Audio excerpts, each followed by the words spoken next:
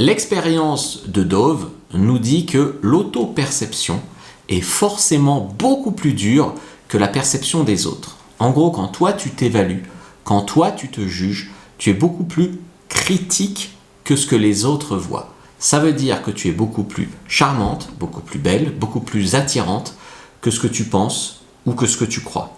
D'ailleurs, il y a des signes qui le prouvent. Toi, tu vas voir le moindre petit bouton ou, je sais pas, la moindre trace de cellulite. Les autres, ils ne le voient pas. Okay, les autres, ils te désirent quand même. Tu as aussi une certaine pression qui vient des réseaux sociaux. Donc tu vois sur Instagram des photos de filles retouchées, mais ça a été à toutes les époques. Avant, c'était les couvertures de magazines.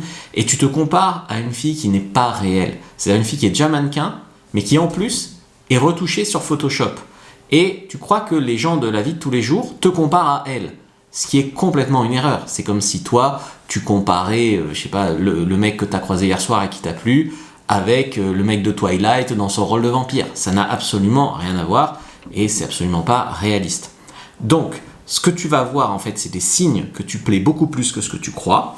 Ça peut être des regards, ça peut être recevoir des compliments, ça peut être des signes d'intérêt, ça peut être des gens qui viennent te parler, qui t'approchent, qui s'intéressent à toi, qui te font des petits regards, enfin toutes ces choses-là. Je t'ai fait une vidéo longue sur ma chaîne YouTube qui s'appelle 5 signes que tu es plus attirante que tu ne le penses.